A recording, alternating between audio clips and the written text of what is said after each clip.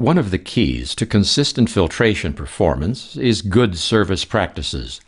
With this in mind, the Donaldson Company has prepared these step-by-step servicing guidelines.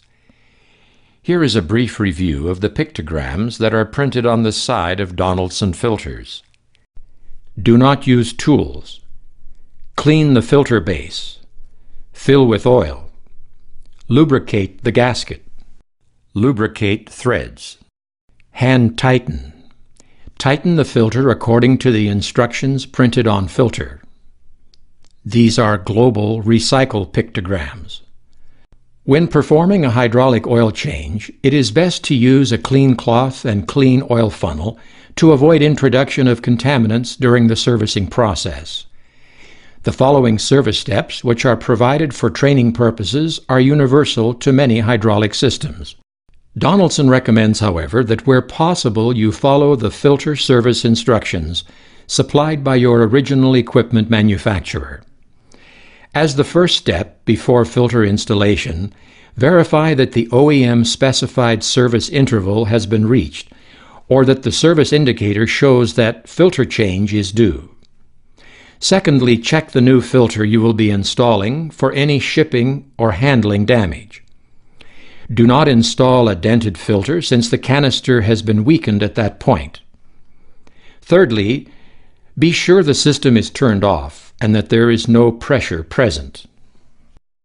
Step 4 is to remove the spin-on filter.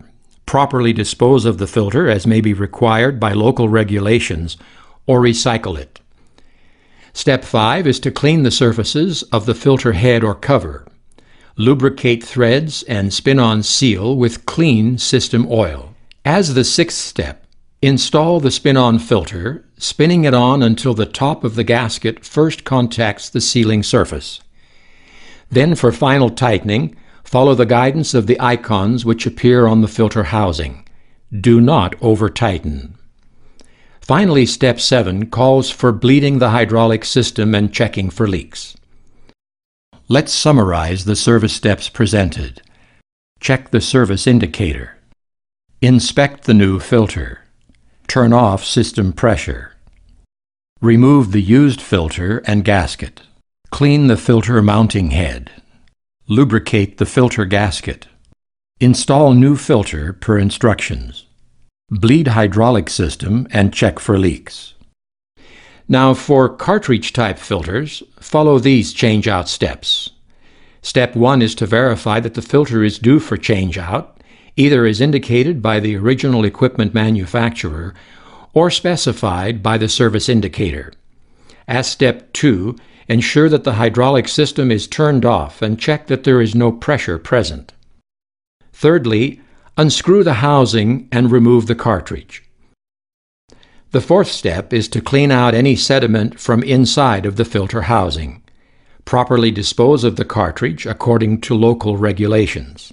Step 5 calls for a check of the housing seal integrity. Then lubricate the seal and the threads with clean system oil. In step 6, lubricate the new filter cartridge O-ring with clean system oil and install the filter into the housing.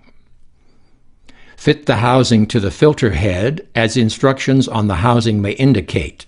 Do not over-tighten. As step 7, bleed the hydraulic system and check for leaks. Let's summarize the service steps presented. Check the service indicator. Turn off system pressure. Remove the used filter and gasket. Clean the housing seal area and cap. Install and lubricate O-rings, gaskets, and housing seals. Install new filter per instructions. Bleed hydraulic system and check for leaks. And now steps for replacing in-tank filters. The first step is to confirm that the filter changeout is due as specified by the original equipment manufacturer or as shown by the service indicator. Step 2 is to turn the system off and check that there is no pressure present. Step 3 is to remove the cover and remove the filter element as gently as possible. Avoid contaminant dropping into the clean side of the housing. Properly dispose of the cartridge, seal, and spring. In Step 4, clean out any sediment from the inside of the housing. The fifth step is to clean out any sediment from the cover and lubricate the seal. For Step 6, lubricate the filter O-ring with clean system oil and install the filter element. Refit the cover following any instructions given. Finally, bleed the hydraulic system and check for leaks. Let's summarize the service steps presented. Check the service indicator. Turn off system pressure. Remove the housing cover. Remove the used filter and gasket. Clean the housing seal area and cap. Install and lubricate O-rings, gaskets, and housing seals. Install new filter per instructions. Reinstall housing cover. Bleed hydraulic system and check for leaks. As our closing illustration, we want to show you some things that can go wrong with a liquid filter when pressure in the hydraulic circuit goes far above normal. This may happen because of a fault in the system, such as a faulty pressure regulating valve.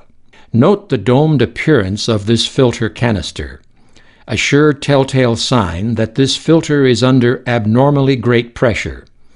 This inverted tap plate in the second photo is the result of the filter reaching burst pressure. This servicing information is provided as a best practices guide. It is not, however, intended to replace or supersede the service instructions supplied by your engine or vehicle manufacturer.